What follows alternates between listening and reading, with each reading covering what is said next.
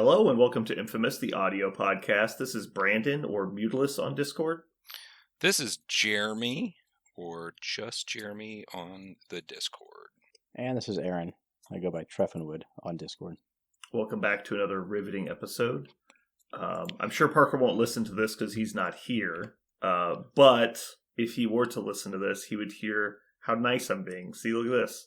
I'm not even going to give him a punishment for not being here.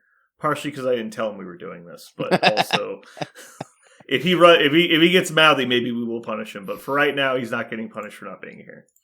The only reason I thought we were doing this is to punish him. Oh, well, then I guess we can punish him. Okay, good. Otherwise, I'm out. We could punish him by making him paint stuff. He hates that.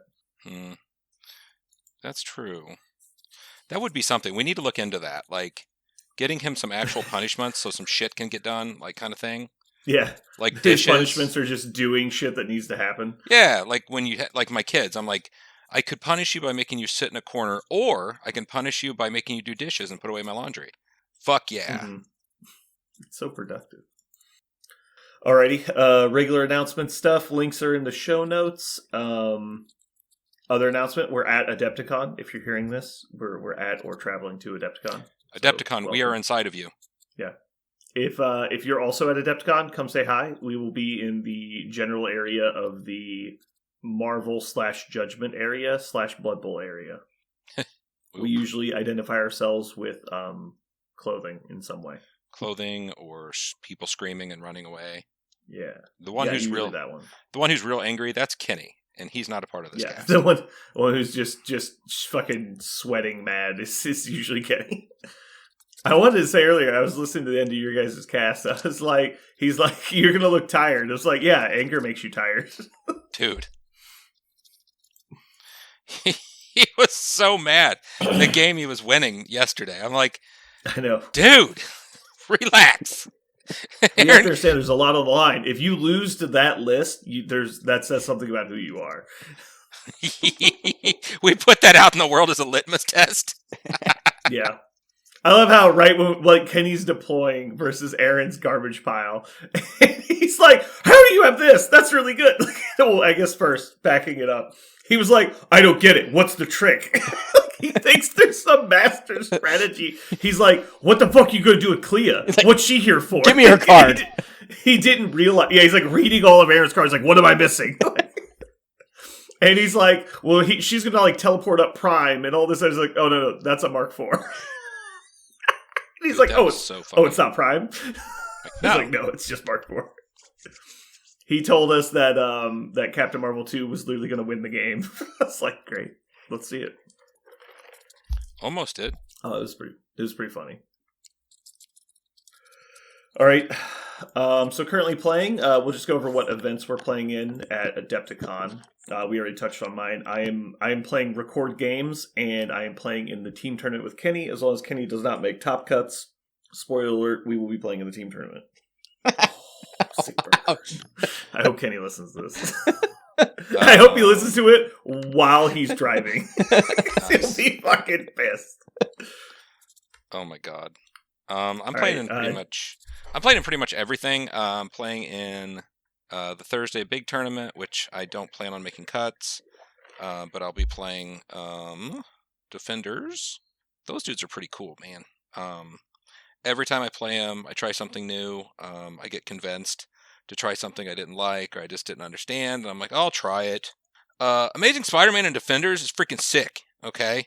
Mm-hmm. And he's very good in Defenders. Oh, he's sick. So I'm having a good time with that, and then I'll be playing in the team tournament. And playing with Ryan, we're gonna throw some shit together and just fuck stuff up, man. That's what it's about. And then Saturday we'll be doing some Judgment. Yeah. Nice. Just real quick, I just want to say that the last time I played Defenders in a tournament, I played Strange and Daredevil as my two leaders. Nice. I lost every game as Daredevil was my leader, and won every game with Strange as my leader. Was that back in 1983? Nope, this was 4 months ago, I think, 3 months ago. Wow. It was right after the Defender buff, so right after Daredevil got adjusted. Okay. Yeah. No, I don't know if that's actually, like, correlation versus causation, but Yeah. I'm very excited to play more Strange, and so I think I'm just gonna play Defenders with Strange and just see if that gets any traction. But Aaron, what are you playing? So on Thursday, I'll be playing in the Contest of Champions. Nice. Friday will either be Top Cuts continuation or a team tournament with Quentin. Saturday is the 5v5 champion tournament for Judgment, and then Sunday is a one-day tournament of Blood Bowl. Nice. What are you most excited to play in? That's a trick question. If you could only, if of all the events you're registered for, if you could only pick one. Ooh, that's almost not fair. I mean, excited for and favorite tournament is not the same thing. So what are you most excited for? I want to say the Judgment 5v5. I thought you were going to say that. Only because I think I have a good expectation for what I will do and or how the games are going to play out in the Marvel tournament.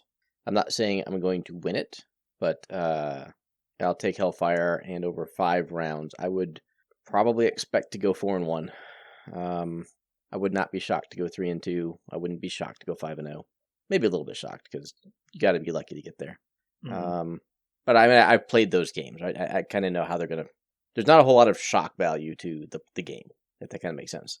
Whereas with Judgment, it's still relatively new for me, so I have absolutely no idea what to expect. Am I going to go 0-5? Possibly.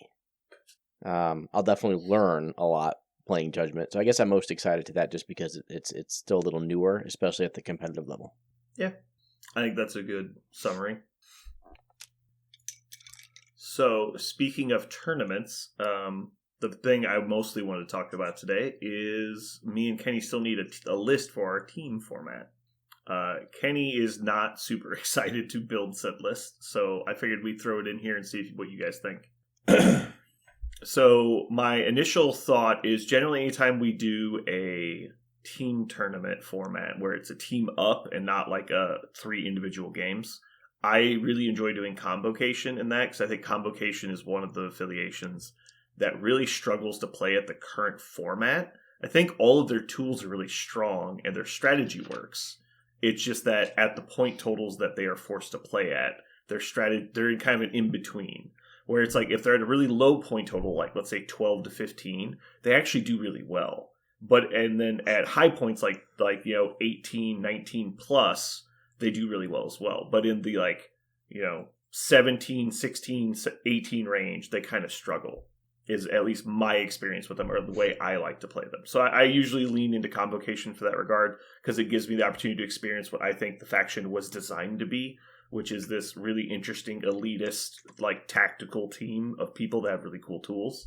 But Kenny doesn't seem very excited to do that, and also I don't think we have everything painted, and I don't want to lump even more painting requirements on top of everybody right now. So we have been leaning towards Kingpin Criminals with maybe a splash. So what do you guys think about Criminals and teams? I know, Jeremy, you and I played against that at Warfare, and I thought it was really strong. Yeah, for sure. What is the splash you're thinking? I mean, what does that mean? He wants to do Hellfire Club because he's already working on Hellfire Club. And it's kind of just more of the same. I think doing a splash of Web Warriors is better because you're basically combining the Kingpin leadership with the Stealers of Webs. I think that's really, really strong. Okay, so what's the core of this thing? What is your... the core is all the obvious stuff.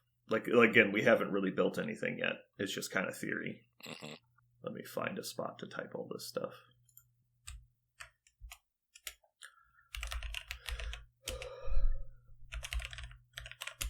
So Kingpin, Black Cat, Rhino, Bullseye, Lizard.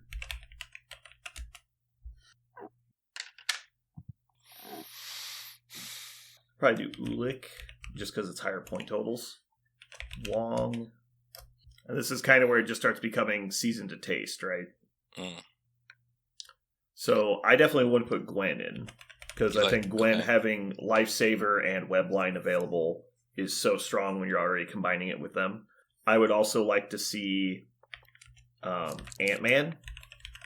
I know Aaron likes some Ant-Man. I do. being able to put him anywhere on the table effectively on the first turn is really strong. So you at all times threaten every objective with your last activation.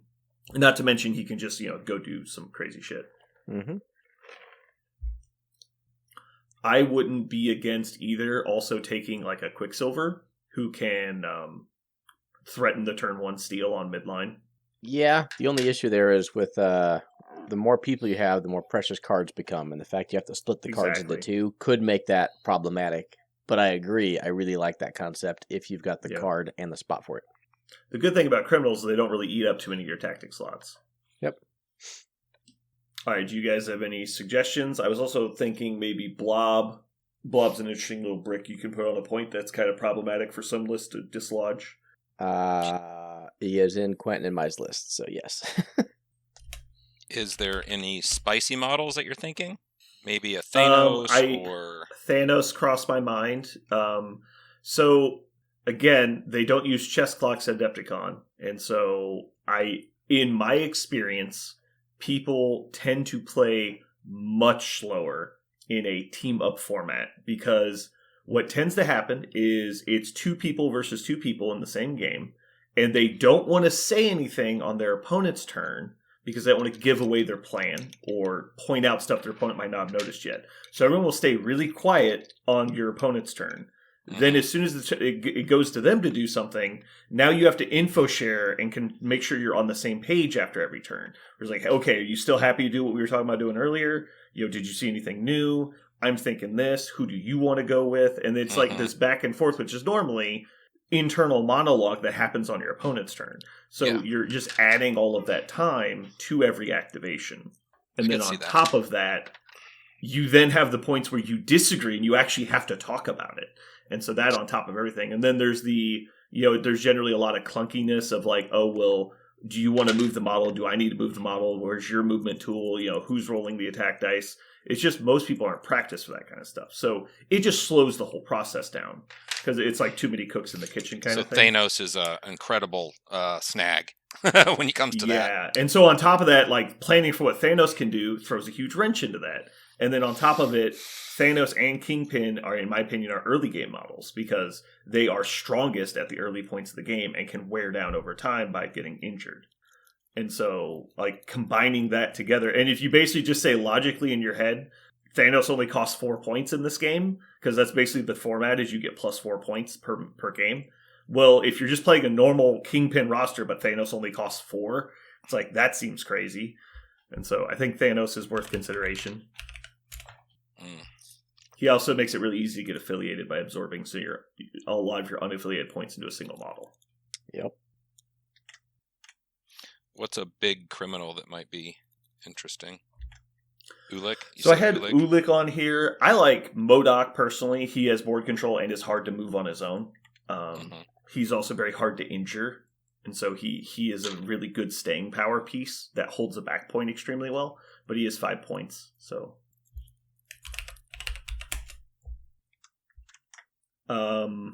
I know he's considered Luke Cage. The cheap tanky people is always like the potatoes are really easy choices.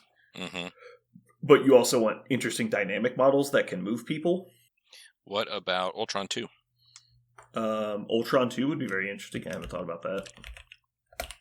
Ultron 2. Also Bill, obviously. All right, well, that puts us at 14 models exactly. Obviously, we would have to probably have some overlap. Is there anything else you guys can think of? I mean, it's criminals. We've kind of played this game for a while. Criminals are just criminals, but the team-up format, I think, gives you some options to play stuff you would normally not consider. Potentially. I'm still very much lean into the early game, like take models that are really strong at the beginning. So who are models that have really strong Wong and Ulik? plays? I have Wong and Ulik in here already. Okay. I would even be at the point where I'd really consider advanced R&D on top of it because you potentially could have Bill as well. And so if you advance R&D a power to Bill and Ulik, and one can crush, one can throw. Yeah, actually you could do Bill, Ulik, and who was the other model I was thinking? Like Miles can. You could do Miles. Walk, swing, throw. MODOK can also just double move and walk somebody with his bow. Is MODOK a criminal? He Yeah. is. Jesus Christ. Yeah, so affiliated models, I've got Kingpin, Black Cat, Rhino, Ulik, MODOK. I think I'd like another criminal. Let me take a look here. Crossbones is a criminal if we just want potatoes. God, there's a lot of criminals. Taskmaster also. Although I know we don't have a painted Taskmaster. I imagine we could borrow one, but it's probably not worth the headache. I'm bringing everybody, so you can do whatever. Yeah. Is there any new models that like just came out that would be good? How is new Killmonger? I don't know. I haven't even really looked at the new Wakandans at all. Gotcha. Oh yeah, Black Panther. Black Panther is great. Shuri's always worth consideration. Did you say MODOK 2? I don't think MODOK 2 is worth it.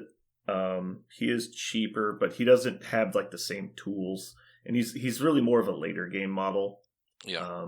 I'm thinking more like throwing in the Steelers, so I'm thinking like Miles and Spider-Woman, and then maybe Peter 1. Mm-hmm. Peter 1, huh? You just can't help yourself. Yeah.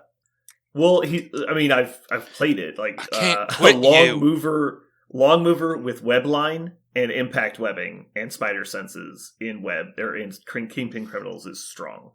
Mm-hmm. He also has a throw. Like he could potentially like board control like 4 people a turn, and then on top of that, he's a speed long, like so he can get to the points. I really like him, but I don't know that he's the best 4-point option.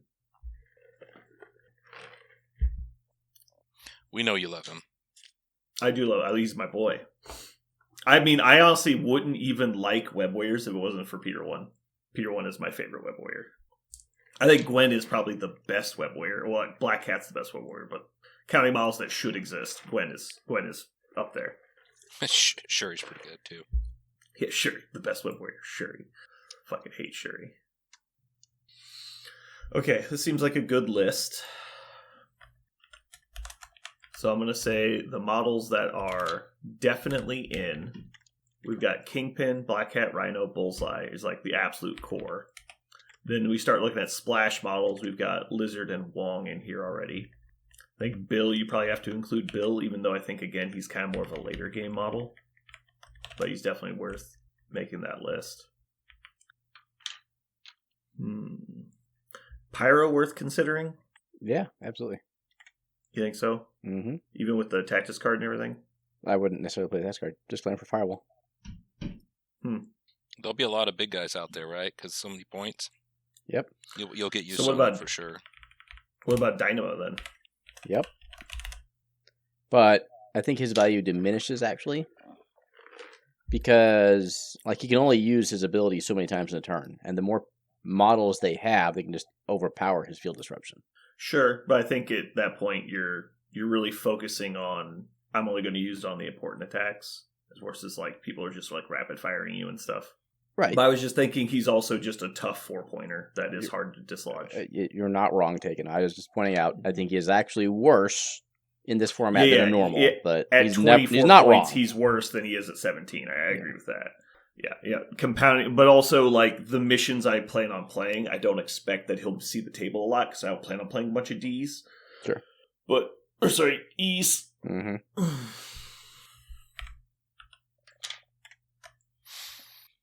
Boy, I feel like we're just short on criminal models. Really? Go over your crims again. So we got Black Cat, Rhino, Kingpin, Bullseye, MODOK 1. Seems to me that you have your base already, man. You don't have to do anything. Sure, it's the base, but think about it. Like, what happens when you play at 24 points? Like, are you telling me I'm not playing 8 models at 24 points? Like, You've got 5 solid crims there. Yeah. I wouldn't supplement it with a bad one unless you want to add Taskmaster, who's super solid. Taskmaster is the one I'm really leaning on, but Okay. we don't have him painted, so we would have to borrow Jeremy's. Jeremy, are you already taking Taskmaster with you? Yeah, I'm taking all my models.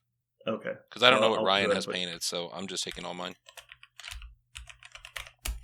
Okay. So we'll go and put Taskmaster in there. That makes me feel better. So that way we can get to 9 models. That's going to happen just fine.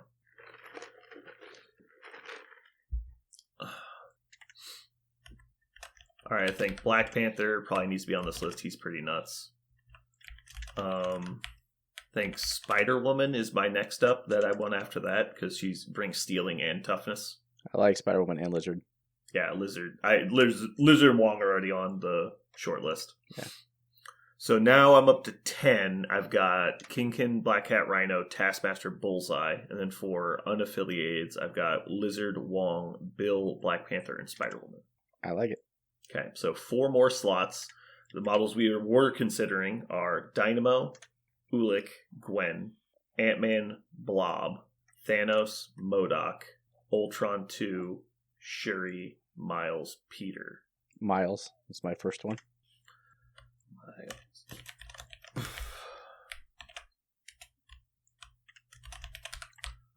I'm going to look at Ultron 2's card.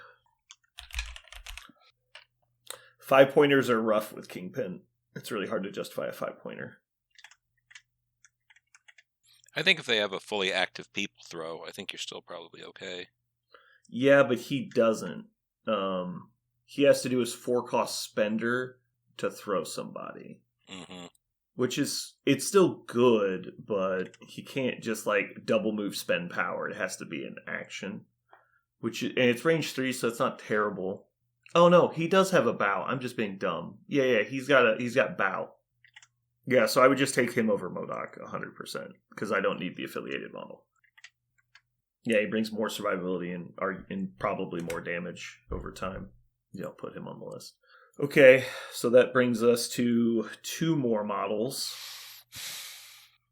We've got a lot of expensive people. We've got Kingpin, Rhino, Bill, Black Panther, Spider-Woman are all 4s. So should I put in Toad, do you think, for a semi-safe grab? Yep. And just have it wider base? Yep.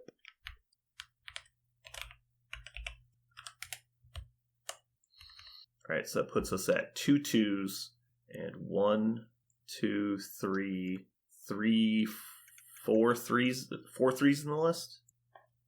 Because Miles, Black Cat, Taskmaster, Lizard. And I think Taskmaster's only in there if we need him. So I could put in Ant-Man for a 5th 3. But 4 3s and 2 2s is probably enough for a wide base. What is that? That's So you can just do role players now, like you might want. 16, 20. Trying to think, if I went for maximum wide at 24 points, what's the list look like?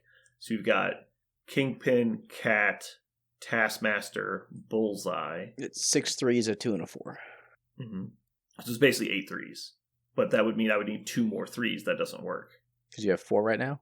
Yeah, so I would have to but I could do 2 2s and 2 4s and end up being the equivalent. Sure. So I would get Kingpin, Rhino, Bullseye, Toad, Black Cat, Lizard, you have to go Taskmaster. Miles. You have to get affiliated. You need 5 criminals. Yeah, agreed. Yeah. So I'm taking all 5 of my go-to criminals, and then I'm just putting in 3 other models that add up to 9 points. And so it's going to be Lizard. Oh no, I already had Wong for 2 2s, so I totally forgot we had Wong in here. Being stupid. Okay then. Do I need Toad if I've already got 2 2s? Is 3 2s too many? Not necessarily. What are your 2s? Different things. Bullseye, Wong, and Toad. I think if you're going to go, if you're playing criminals with the true intent of playing criminals like you want, I think 3 2s is just fine. Yeah, I think so too. I mean, you can really stretch. Like the game will be over. Because basically all I'm super doing fast. is I'm trading 2 3s for a 2 and a 4, which I actually like my 4s much better. So I think that makes sense. So I don't need to worry about taking 3s. I was basically trying to decide if I should shoehorn Ant-Man in. Mm-hmm. So I do love Ant-Man, but I don't know that I need him. I think I'd rather have Toad and Black Panther than like Miles and Ant-Man. That's fair. And then I've got my 2 pointers for like little stuff and like backline things, and I've got my 4 pointers to put on the front line, which will be much harder to daze. All right, so we got 1 character slot left. Thanos. Never wrong. Never wrong for Thanos. Yeah, if they play hammers, come on now, get it. Yeah, that's true. I didn't even consider that. So the only question then is, do I have enough anger to back up the threat of Thanos, like turn 1 plays? It's like, oh, you can't move to the middle. He's got Thanos. It's like, yeah, but what does he do if you actually grab him? You have Black Cat, right? I do have Black Cat. That's probably enough. Just to threaten stealing? You threaten steal and threaten stagger. Like, you can auto-win the game by putting pieces everywhere, move their shit, pull someone in, stagger them. I mean, I think that's scary enough. Man. Yeah. That's pretty I'm scary. just trying to basically talk myself out of Thanos. I don't know that there's a better model, though. Even in Criminals, he's fucking crazy good. Yeah. I really don't like Miles in here. Why not? I just feel like it's... I mean, he's a 3-point stealer, right? So he's like worth it, arguably, anyway. Mm-hmm. But my experience with Miles, which admittedly is not the best experience. I usually play him as a leader where you feel a little bit safer with him. But in my experience, he rarely gets to actually steal because he basically needs 4 power to steal and needs to be within a like reasonably close range of somebody. So it's just like that never happens. It's like my Miles never builds power because he'll like swing in, do 1. I'm like, great, I'm net -1 power this turn. Like it just never happens. You can also use him to pick something up, make them kill him, and then he kind of auto steals it back. Like make them That's daze fair. him to get the power to then again undo all of that, regardless of your actual dice. That's what I always I'm just see. wondering and I hate it. if I would rather have Ant-Man in that slot. You don't have to argue. Where it's like, because I think if I'm doing early grabs, I think by the time Miles activates, basically, all of the free objectives are already taken. And in that example, I'd rather have Ant-Man. Okay. Because my first grabs are going to be either Toad or Bill. And then probably after that, I'm activating somebody else, like Lizard, to go get one. So I'm going to put Ant-Man on, and then I'll see what Kenny thinks.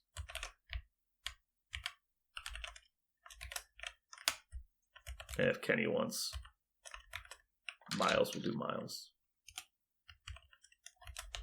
Then I still like Gwen. I'd like to get Gwen in there, but it doesn't really fit with, I think, the list that we're going to end up building. If we were doing more of a big crunchy guys with small core behind it, I think I'd go with Gwen, which very well could end up happening. Gwen also causes a lot of trouble for your opponent. Like, it eats their clock just because you have Gwen. Yeah. But I think it's like Gwen or Thanos as a concept. Yeah. And so if it wasn't Thanos in, Gwen is 100% the next model. But with Thanos in, it's like, dual Gwen and Thanos, that's a lot of points out of affiliation. Do you need both? And without the Tactus card, she's harder to protect. I like this, though. This looks scary. Rar. Do what? I said rar. Rar. Scary. Cool. All right. Well, I'll put some finishing touches on this, and if we get it done before the episode goes up, which we probably will, I'll post the actual list in the show notes. Cool. Aaron, did you have anything else you want to chat about for today? Oh, Thought you said you had something. No, I'm still in the morass of trying to decide exactly what I'm going to play in all of the various 4 events I'm playing in. So, oh yeah, let's talk about your Blood Bowl thing. That's what I was remembering. That's what you want to talk and about? Not fully Okay. remembering. Yeah. What teams are you considering? So I've done my goal of playing all the teams in tournaments now, so I can play whatever I want. And I have 2. Did you Go ahead. have you ever talked about that on the podcast? I know we talked about your MCP stuff. I think we did at one point. Let's just summarize it real quick, just for people that don't know. Okay. So there's an organization that tracks all of your Blood Bowl games throughout your career, if you will. That Nuffle Amorical Football Association. And so it's kind of a big deal to play each of the various races in a sanctioned tournament. Mainly because there aren't sanctioned tournaments left and right, so it takes some effort to get them done. It's kind of like LVO qualifier slots. It's like it's not just every weekend that there's one near you. Yes, but it's not. You just have to play the race, though. You don't have to actually. Yeah, you don't have to. You win could go 0-3, right? So I started about 4 years ago. So rather than getting good with one particular race, I was like, nope, we're just going to do a different race every tournament. Now I'm going to get it's called the NAF 29. It used to be 24, but GW keeps releasing new races, so it's up to 29 now. Soon to be 30. So last December, I played in a tournament with which I played my 29th team and achieved my goal of playing them all. So that was last year and the previous 4 years of Blood Bowl for me. So now all the silly stuff's out of the way, and now you can get back to hard-nosed grinding. That's right.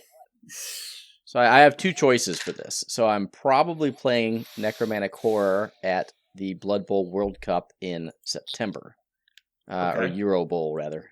I should probably practice some Necromantic Horror. On the other hand, that's a very specific build that this tournament does not allow. So I could either get better playing some version of Necromantic Horror, or I could try to find the competitive seam in the tournament packet and try to do the best I can with what I think will have the best chance of winning. Well, outside of those two options, is there any teams that you just want to play? Nope. All right. That's funny. Brandon, have you met me? Just I want so to play. Explain, I also please. when I look at a tournament packet, it's like a quiz, right? It's like taking a test. And when you read through the document, you go, the question is, what is the answer to this problem? And so my brain goes, well, this is the answer to the problem. But also at the same time, I think there should be a little bit of like, yeah, but I want to play this. Like I take Brotherhood to stuff and I play non-competitive Brotherhood rosters because I think it's fun.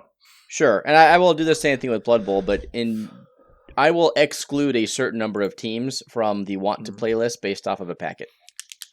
Yeah. And in general, I just do not like playing, for instance, stunty teams. Yeah, exactly. So what do you think is strong in this tournament packet? Or rather, is there any quirkiness about this packet that's different than normal? So every tournament in Blood Bowl is different than every other tournament in Blood Bowl, which is one of the great reasons. Every tournament is brand new and fresh. It's not like Marvel where you just pick up your models and every tournament's the bog standard same. Yeah. So this tournament has a host of special star players based off of famous Chicago football players. Mm-hmm. I forgot about that. And you are encouraged, but not required. And by encouraged, I mean that they are slightly overtuned.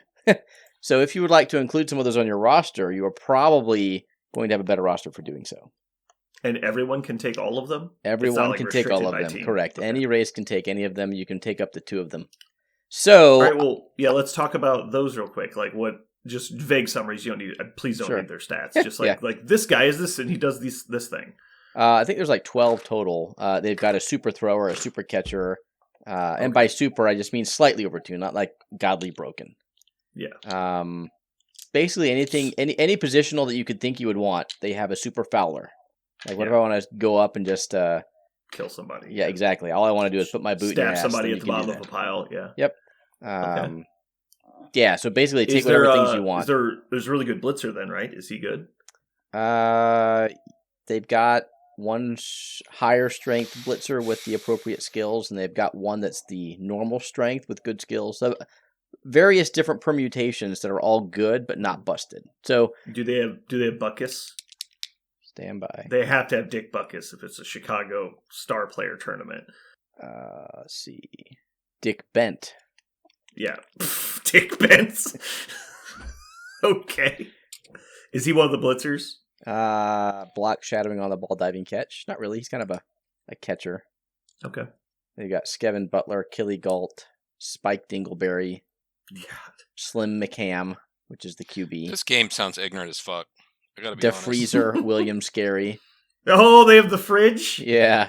Nice. He's a big strength 4 block, mighty blow, stand firm, grab. I mean, it's very thematic. Oh, he's a big lineman? He's a big lineman, yeah.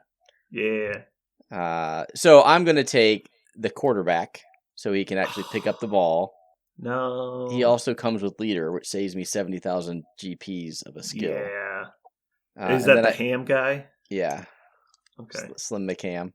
And then I'm going to take the dirty player lineman because he's got kick, dirty player, sneaky get. Okay. Well, it sounds like you've already made your decision. So the problem is I can take both of these. What team do I want to put them on? So you wouldn't consider taking a different roster? Or a different one based on your roster? Or those are just what you think are the 2 best players? I think those are the 2 statistically best players. And there are people who will absolutely disagree with me, so I'm not saying that it's objectively correct, but subjectively. So for this year, I think he reduced the number of gold you have to build your roster, which makes it harder, which is good. Okay. Harder roster building. But for that reason, like the lineman with all of the dirty player skills is the lowest costing star player on that team.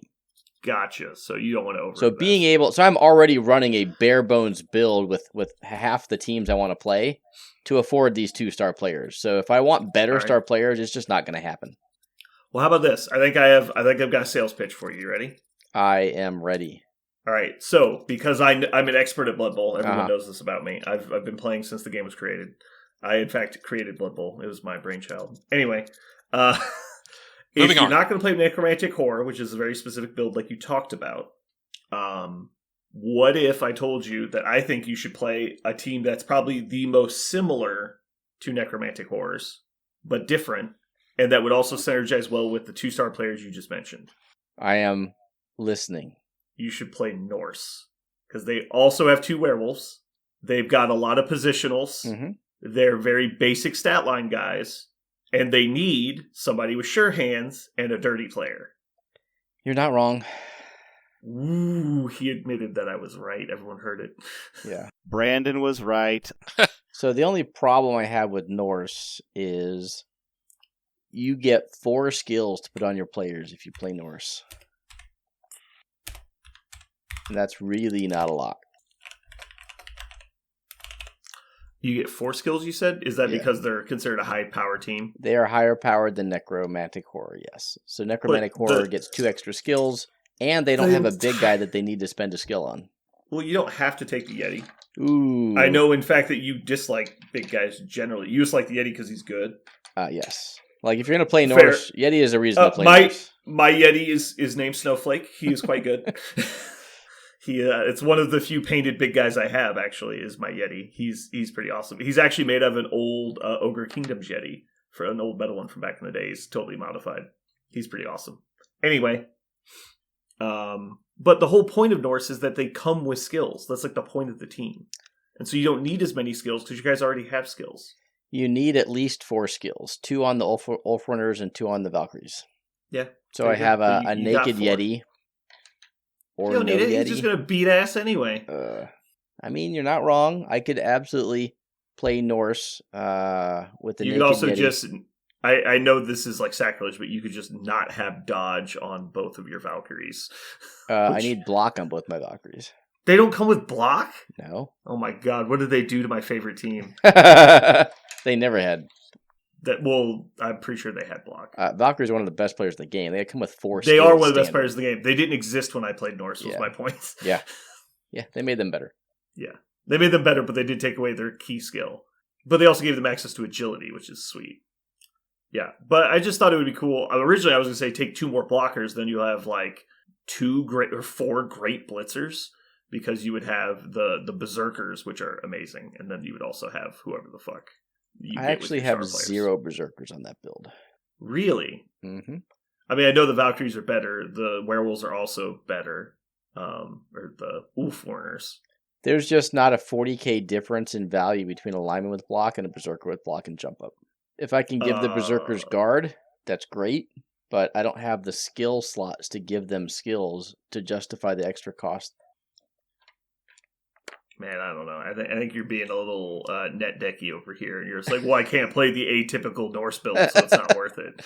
Like, the internet says I have to play exactly these 8 guys with these 4 skills, or else there's no point.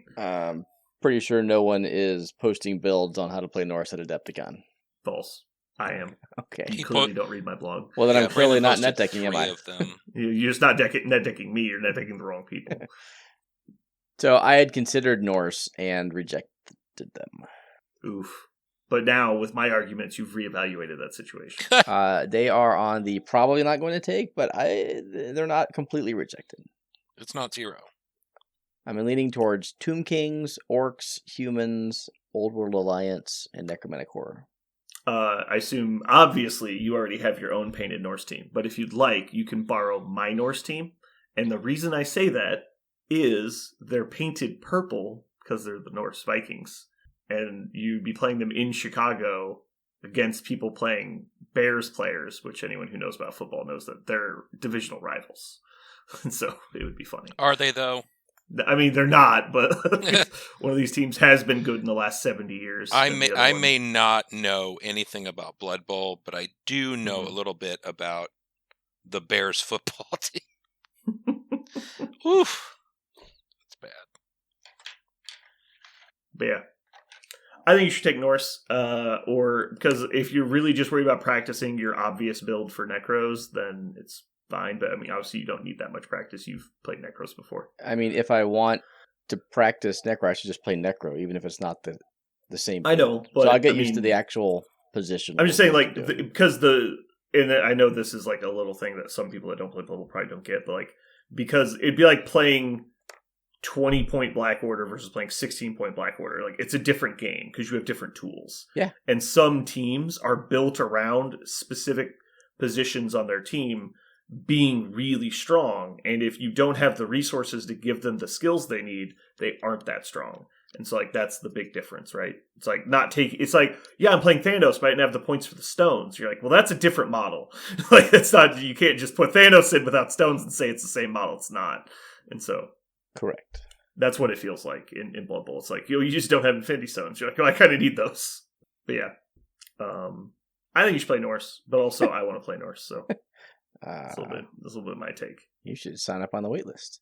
How long is the wait list? I don't know. Actually, my thought was if you play Norse, I can video your games. If I play Norse? If I don't play Norse, you can't? I'm not going to record you playing dumbass Necros. That's fucking stupid. I don't see that. That's shit. ignorant. Aaron, how many teams have werewolves? 2. Boom. Werewolves. How many teams have werewolves and yetis? That would be 1, sir. Best team in the game. I do like me some Norse, I'm not going to lie. Yeah. Dude, I've been painting so much, my body is starting to hurt. Like your feet? No, your like whole body. My fucking shoulder and my back. I just imagine when you said that, it's like the human diagram. It's like we've highlighted the injured area. It's just his whole body is glowing red. God damn. It's like, my body hurts. Ignorant. I'm like, wow. It's like Homer. My boating arm. This is my painting arm. It's like getting all swole. You're like Morty with that big meaty arm. Fuck. Pretty much. You just like look at your arm. You're like, are we done painting? And it's like, no. Oh, it's all throbbing. All right, cool. All right, Aaron, you got to make a decision right now. What are you playing? Doom Kings. Norse. He said Norse. Everybody heard it. Oh, by the way, this is yeah, we'll put this in the main episode. I was talking with Kenny last night. What year did you think that Blood of Heroes came out, Jeremy?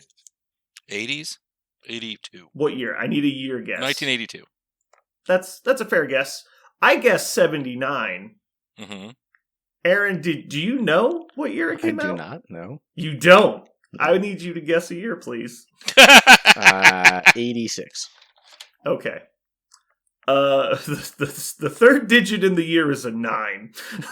Just so you guys are aware, 89? That dog shit looking movie came out in the 90s. Oh my god! The same year as I actually cold called it. I was like, I bet that came out the same year as Die Hard 2, and it did. It came out the same year as Die Hard 2. It's like, are you fucking shitting me? And Kenny said, wow, I thought this movie was just okay. This is the worst looking movie I've ever seen.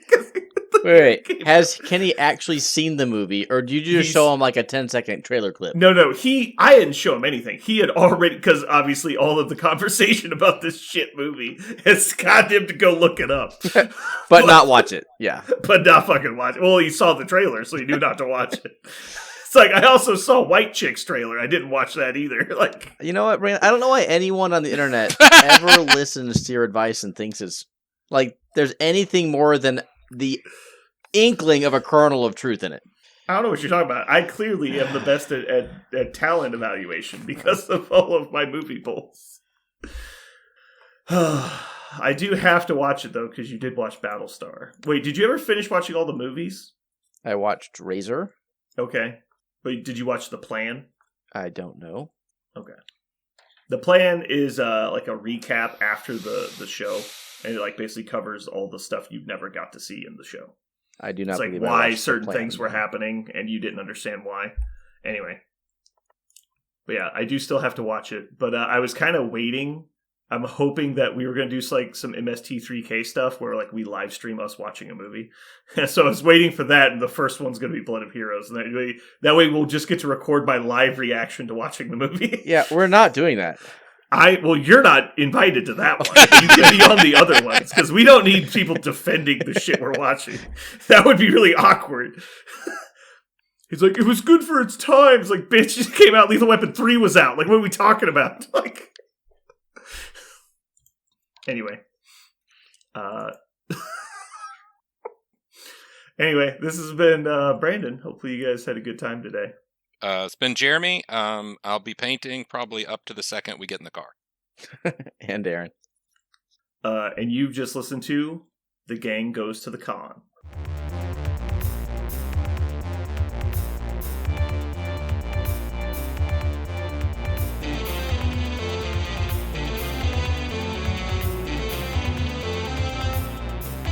So what are we going to call this thing? I got it. Okay. Incredible, new, fantastic, astonishing, mighty, original, uncanny, sensational podcast. I'm just going to put down infamous.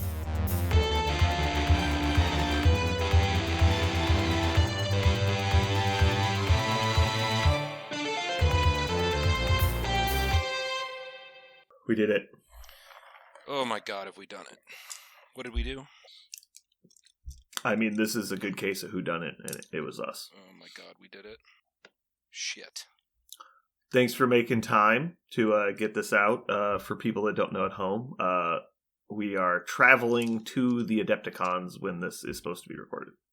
Mm-hmm. I figured audio recording physically in the car would be a bad idea. We've tried it before, actually. It's terrible. That probably doesn't work so hot. Mm-hmm. Yeah, 1 second. I'm going to shut my door.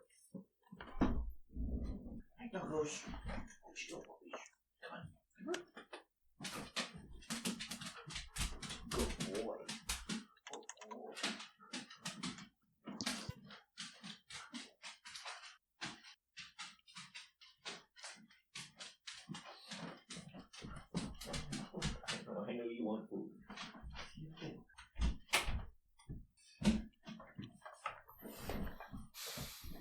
My dog thinks I'm eating, so he wants in.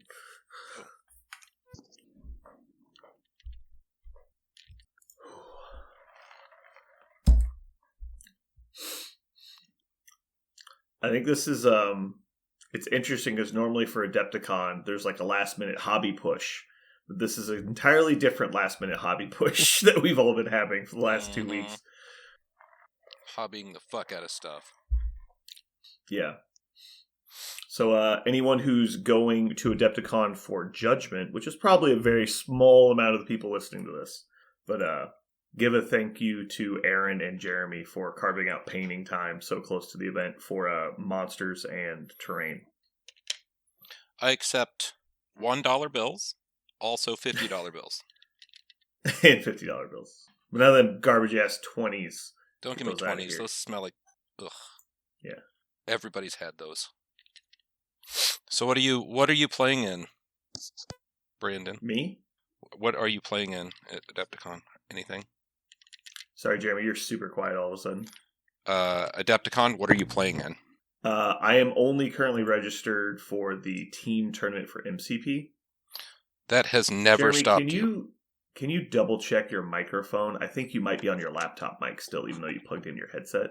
Just tap your mic with your hand. Yeah, you're on the okay, microphone. I'll be right so back. Just go. It's fine.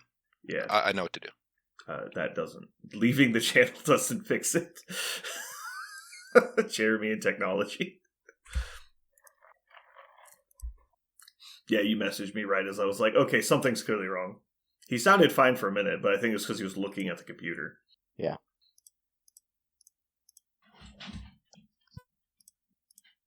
Hello? That sounds different. Okay. Oh. Did you keep recording Audacity the whole time? Yes.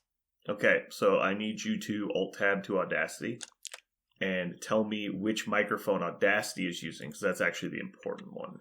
It's using this one, I believe, but let me check. Yeah, it's fine. Steel Series. Okay, cool. Yeah, we're good. It was probably fine the whole time, but we just couldn't hear you very well. Alrighty. Yeah, when I unplug these when I'm painting and then listen, it just gets all screwed Exactly. up, you know. Yeah. And that's why I close all my programs when I plug my headset in, and then I reopen everything, and then I still double check the devices. It's kind of annoying. I wish I enjoyed using headset more often, but when there's nobody around, I really don't like using a headset. I prefer to just listen to my nice speakers. So, yeah, the headset bothers me a lot. I don't even wear a hat, like a baseball hat. Yeah. It irritates the shit out of me. It's mostly that it just gets hot over time for me. Like if I wear the headset for like 6 hours, it's like, oh my god, like this is so uncomfortable. So you were saying My you're ears playing get in claustrophobic. Yeah, so the only thing I'm officially playing in is the Marvel Team event with Kenny. But I've had a recent track record of not actually registering for events at Adepticon. I like going. It's just a good time in general. I was going to say, you generally don't sign up, but you end up managing to get into everything. I do end up getting tickets somehow. I have a stack of Adepticon placards. Actually, I can grab them. They're just above my computer. 1 second. I don't know if you guys know these duders, but these are the recent people I've been at Adepticon. I've got Carl Jones and Colin Pritchard. So Carl Jones is a former Warmachine player that used to live in Kansas City. He's since moved away. He was a good buddy of mine while he lived here, and we went to like all kinds of stuff together to play Warmachine. And then Colin is Muse on Minis Colin, Muse on Minis Colin, and he couldn't make it one year, so they just gave me his badge, and I played in games as him. In my much poorer eating ramen days, I couldn't afford the ticket. So, in addition to the cost of the event, and so I would basically just find out who had to cancel last minute, because I knew 150 people going to Adepticon, and almost always every year somebody had to cancel. So I was like, "Hey, give me your badge," and so they just tossed me their badge. And I'd like save the $80 or whatever, because money was already paid, so I might as well give it to somebody. Yeah, I always found it funny and also annoying because I paid for all of my tickets, and I'm like, "How the fuck did you get in?" You're just like running around with other people's badges. Like, what is happening? Yeah, I just have a different person. I would if you notice, the only time I ever wear my name badge is when it's not my name.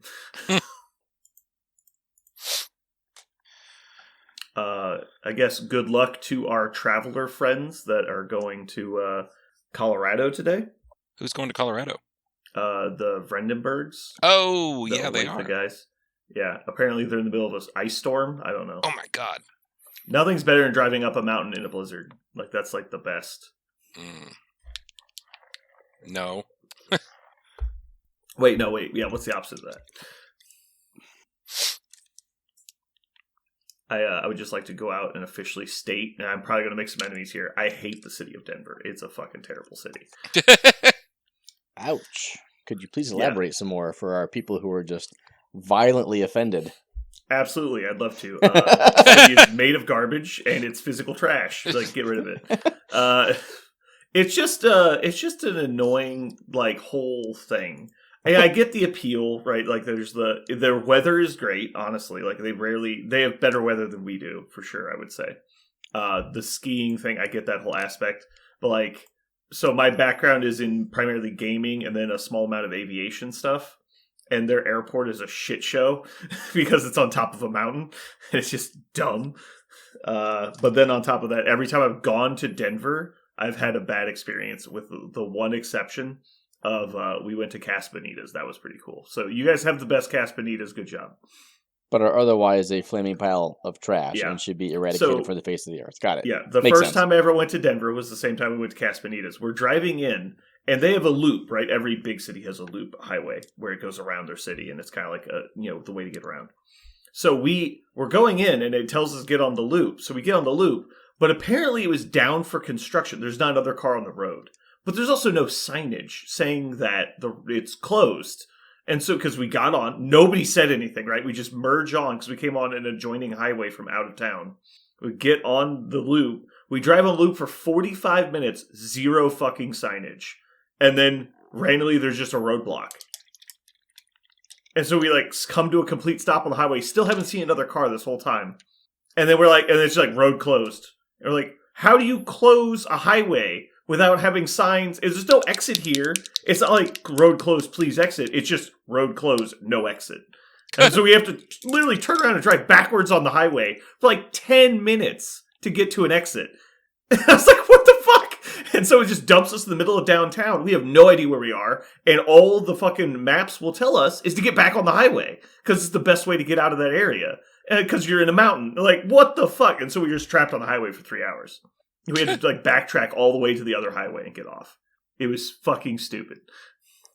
So that's dumb. Also, just everything else I've had experience about is terrible. And, they've got the Denver Broncos, and fuck that. I regret asking you. Yeah, I know. The best decision Denver Broncos ever made, paying $80 million to Russell Wilson to leave. That's definitely the best decision they've ever made. That was crazy. And that happened. We did get to watch old Horseface himself hand us the Super Bowl trophy. That was pretty cool. He's like, I was holding this for you. I was keeping it. You could just tell, like... So actually, there's a pretty funny story about this. Do you know why he was the person giving away the trophy? He volunteered to be the person to give away the Super Bowl trophy because his old coach, Mike Shanahan's son, Kyle Shanahan, was coaching the 49ers, and he thought the 49ers were going to win the Super Bowl like halfway through the year. So he offered to give it away. And as it kept getting closer and closer, because the Chiefs looked like they were out of it. And so the Chiefs claw their way to the Super Bowl, and you could just see, he was like, God, please don't let this happen. Wow. And we beat his son's team for the second time, and he's just like, son of a bitch. And so the only thing he ever had, one of the big things the Broncos have had over the Chiefs for a long time is they had a back-to-back championship. So for our back-to-back championship, their former Hall of Fame quarterback had to hand the trophy to our new Hall of Fame quarterback. It was great.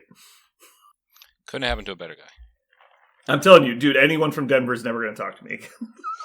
You're not wrong. I accept it. It's fair. I recognize him being an ass. So how many Adepticons does this make? For me? Yeah. The only one I missed, they didn't have because COVID, and that started in 2010, so this will be number 15? Or 14 because of COVID. Yeah, I said earlier that I think I was at 15 or so. I've been at a shitload of them. I've only missed one, and it was because I think it was like my kids were getting born or something. Yeah. So, like, no real reason. Yeah, and I mean, nothing important. I mean, they were born without me or with me, so whatever, right? They turned out didn't need fine. you there, right? You didn't do anything? I mean, yeah. You were just kind of like hanging out? Don't tell me what to do and how to be. I'm going to be honest, sitting in a waiting room chair or being at Adepticon, I know what I'd rather do. That's a fact. Seeing a tiny blobby living thing that hates everything for the yeah, it's a mess. Newborn babies are a mess, FYI. Yeah, I bet. What do they do? They like dump strawberry jelly on them so that you can, like in movies and stuff, make them look semi-realistic. Ugh. Just like this is weird. But I mean, I missed one, so that's okay, I guess. I'll mark it. I don't get to count that one, so. You broke your consecutive streak. I did. Do you what would be the ranking of this one, of this con? Like out of the, say, 5 major cons. So I think we should save that for later. Oh, are we? Are we going to save that? Yeah. I don't know if you heard what we were going to...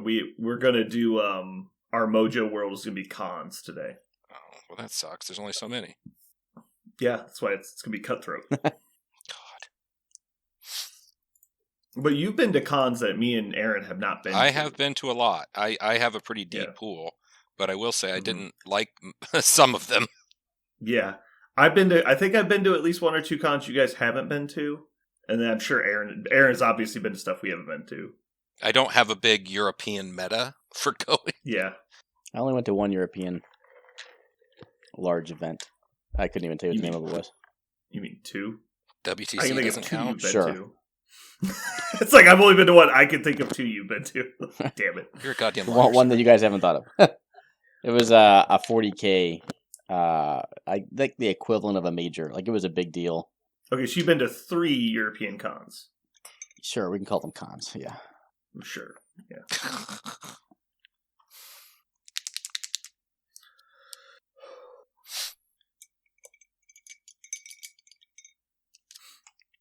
What is the one after Adepticon? What's the Gen next? Con's pretty close to after. Yeah, I don't plan on It's seeing like that one August. at all. It's in like June, I think. It's a few months later. But I mean, in the schedule of everything, I don't know that there's anything that's really big right after. Yeah. Are you asking just in general what's after? Yeah, I this was year? just wondering. I couldn't I remember. think Squad Goals is the next thing we're looking at going to, Gotcha. which is April. It should be May. Is it? That one's in May. Oh, I thought it was in April. What's in April then? Nothing. I could do with a month of not bullshit. Yeah. I got to paint something. Jesus. I guess.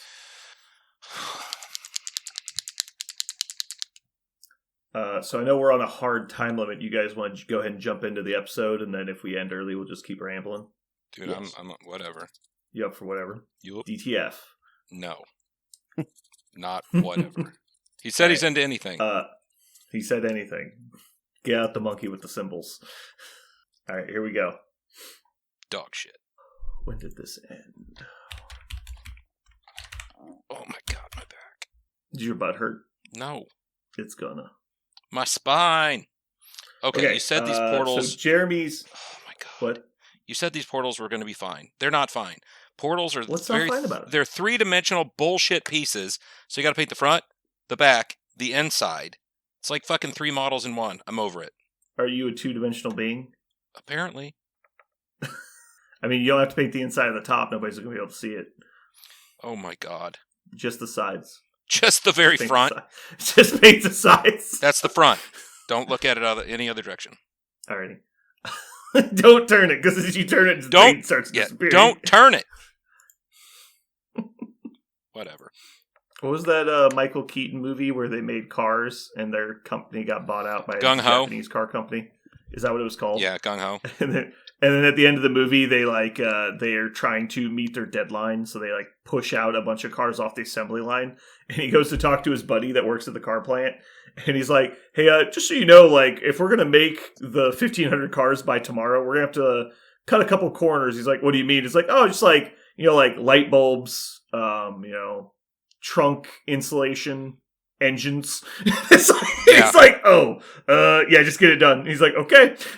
It's like they're pushing out car frames, have body parts glued to them. It's like there's no engines, there's no windshields, there's no glass in the car at all. Dude, Michael Keaton made some amazing movies. There's some great 90s movies that people don't remember that he did. I love Michael Keaton. Oh yeah. Another great actor that people don't recognize is John Goodman. John Goodman's an amazing actor. Oh, dude. He gets Absolutely. typecast as a TV comedy star, but he is an amazing actor. Pretty much everything he's in, I try to watch. Mm-hmm. I agree. He's great. Is he in Blood of Heroes? If he is, I'd watch it already. I would have already seen it. Oh, that's true. That's true.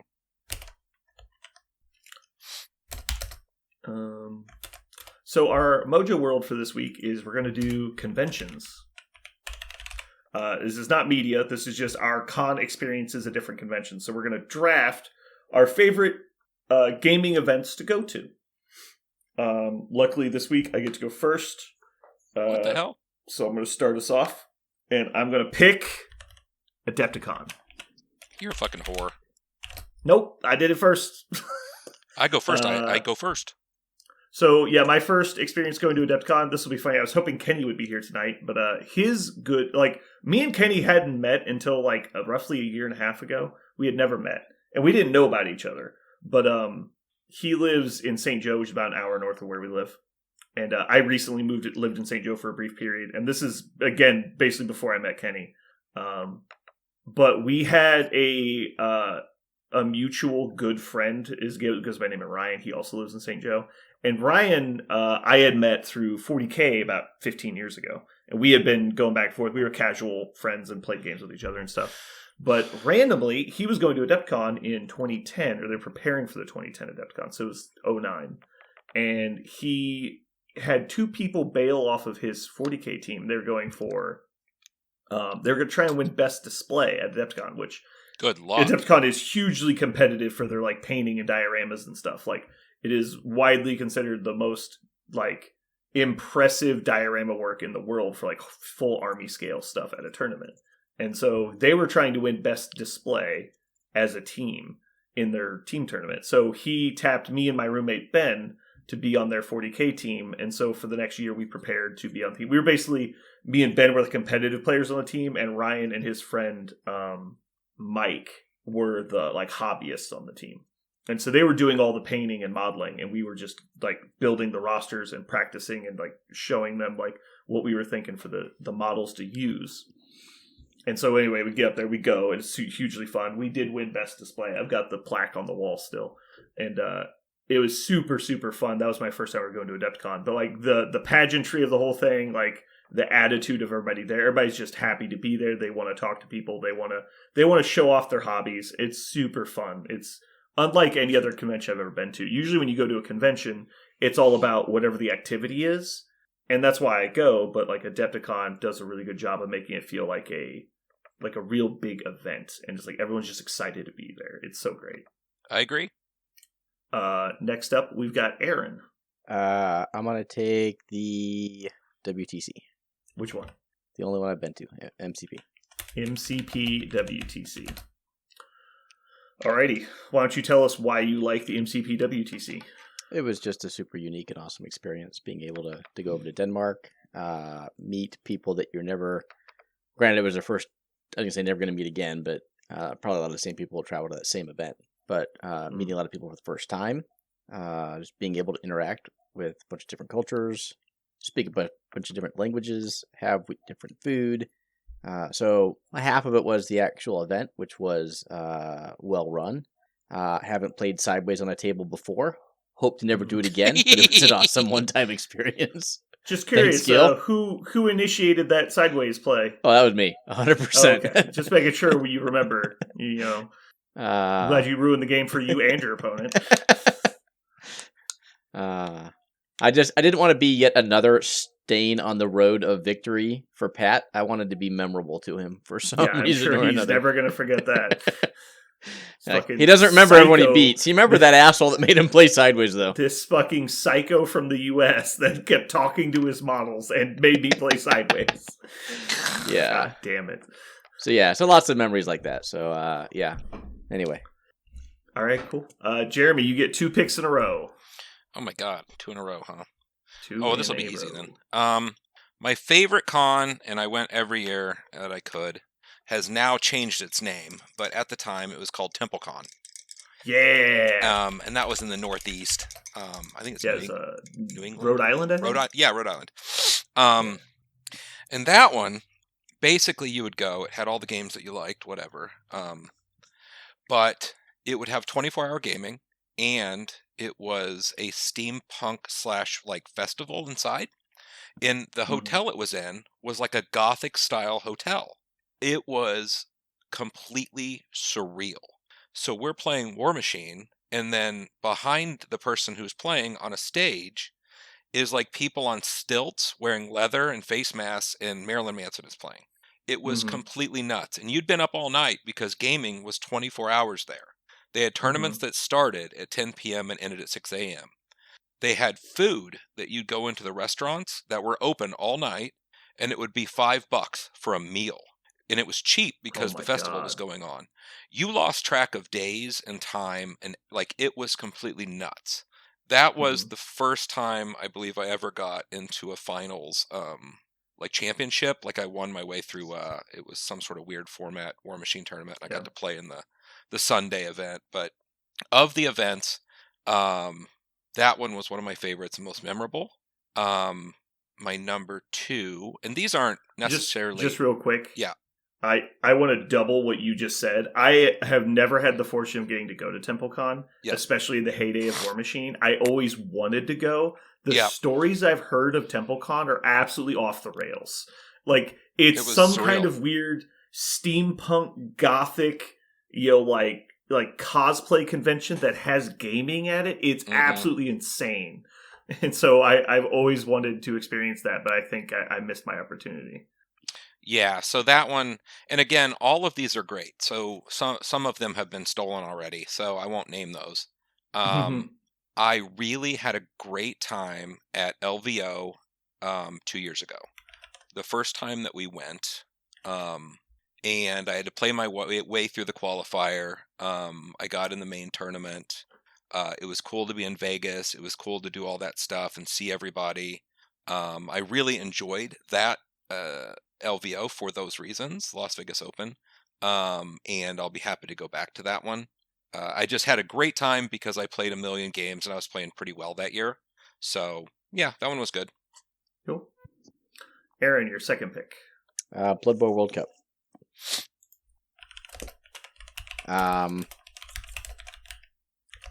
Technically not a con, but I'm going to include it. It's an actual, just a single event, but 2,500 or so individuals basically having what equates to a 3-day party, all doing the exact same thing, was surreal and amazing. To include like the kickoff event the night prior out on the pier with the entire proletariat, singing the same "We Love Blood Bowl" song, listening to the refs, give their spiel. Kind of the same thing with the WTC, a bunch of different people, cultures, just an amazing and surreal experience. I can't wait to go back and do again. Very cool. All right, my final two picks. I'm going to go with the Warmachine WTC from back in the day. I got to go in 2017. It was... I don't know how to describe it other than it was like the MCP WTC, but turned up to 11. It was... Everyone was much more involved. It seemed like at the MCP WTC, it was kind of more casual and people were just kind of like hanging out. It was less like camaraderie building. Like the Warmachine one, there was a lot of public meals and stuff that happened at scheduled times outside of the gaming. As where in MCP, it was kind of like lunch break. Go eat your lunch, guys. And it's like we were all eating in the same area, but we were eating. Then we got back to gaming. There was like meet and greet days at the Warmachine one, where it was like scheduled that everybody shows up and we go do stuff. And it was just much more team oriented, I guess was the way I would call it. But it's like everyone was hanging out as a team, but also all as a group of all of the teams. And so it was just like one room full of 200 people all hanging out at the same time. And so it was just much more in depth. I don't know. It was just interesting. I think I probably had more fun at the MCP one, but it was just more involved for the Warmachine. And so it was also a really good time. Unfortunately, the gaming was an absolute shit show in 2017. So it was super fucking broken shit running around. Like everyone brags about how like the power curve is supposed to be between like 45-55%. And it's like one single list had an 87% win rate at the most competitive tournament in the world. It's like, fuck this. Everybody knew the game was going to shit. And it was just like the last hurrah. Anyway, my next choice is going to be Warmachine Weekend. This is kind of survived by Warfare Weekend. It's I believe it's got different organizers now, but it's still got a lot of the same people at it. So if you want to see kind of what Warmachine Weekend is like, Warfare Weekend is very, very, very similar. But Warmachine Weekend was pretty much exclusively Warmachine back in the day, and it was a lot smaller than it got to, and so it was very interesting. But having everyone at the convention all have a singular goal was really interesting because there was a Warmachine player and they're all trying to compete at the invitational level, kind of like LVO is now. It's kind of similar to that. And so it was really interesting because you saw those people throughout the year trying to qualify at different events. And at the end of the year, everyone would show up. And so you got to see how everybody did throughout the year. And it was kind of fun to do that. Aaron, you got your final pick. After this, we have a lot of events that I would kind of say are very similar. So I'm going to have to go back to the first ever con I attended, and that was Wargames Con in Austin, Texas. Ooh, I've heard of that. I think I've actually been to that. Maybe you have. It was for Warmachine, and that's what initially got me started on going to anything other than one-day events. So I had done a couple Blood Bowl one-day events, but this was the actual kind of con that I went to. Again, it's a local con, it's not a huge one, but did that, and that got me excited. I went to LVO for Warmachine, then I started traveling more for Blood Bowl, so it really kind of started me onto the path, maybe the man I am today. So shout out to Nice. Wargames Con. For sure. Adepticon was my first con, so that was Cheating. same vein. It was definitely one of the ones I was completely overwhelmed, right? Like I had no idea what the fuck was going on half the weekend. It was definitely a big jump from nothing. Yeah. My first small con was Daikon back in the day, which was in St. Louis as well, I believe. It is. And I think it has since folded. I don't know if it still goes. It has folded into Warfare. Oh, okay. There you go. They folded into that. Yeah, I think a lot of that St. Louis stuff kind of got lumped into Warfare. Jeremy, you got your final pick. Man, there's just so many. So, what was the con called that was at Lee Summit High School? As recruits. Recruits. So, I'm going to say recruits, and here's why. I moved here. I mean, I've been playing, tabletop games for a very long time.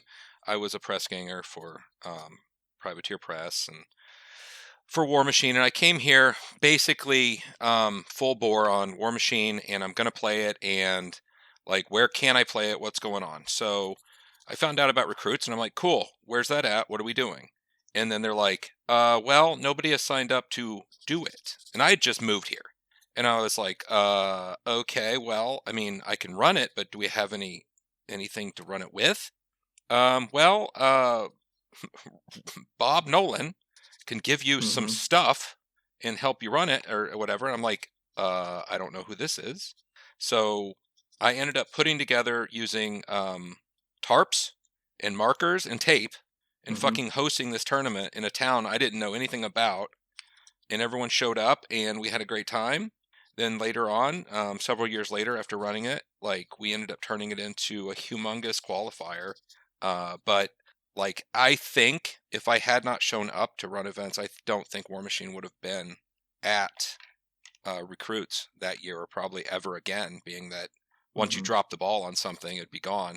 So I kind of, I feel pretty good about that one, just because of those reasons. And it was always local, and it was fun to see people coming from out of town, and we turned it into a qualifier. So that one's kind of personal for me. I like that one. Yeah.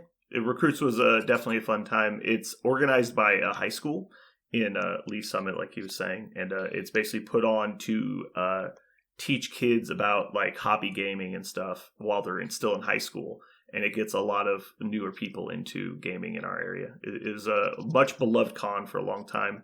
I believe the person who originally started it has since retired, and so there's some new people. We're trying to keep it going.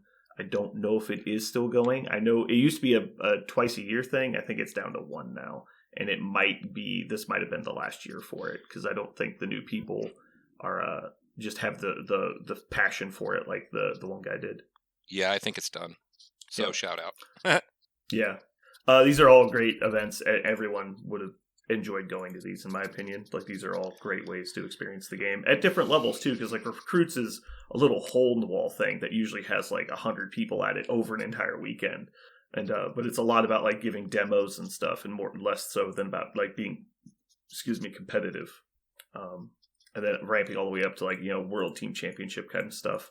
I think Adepticon is the most all-encompassing wargaming convention that there is in the world, and I think everyone should experience that at some point. It's kind of like Gen Con is, where it's like, if you're into like pop culture gaming stuff in general, Gen Con is usually a bucket list item for a lot of people. And it's not for everyone, but it is something that you should probably experience. It is unfortunately very expensive because it's such a demand. Adepticon is far cheaper to go to and is much more all-encompassing for miniatures gaming. They don't really do anything outside of miniatures games. There's a little bit of board game stuff, but nothing big. It's mostly just like recreational hangout time.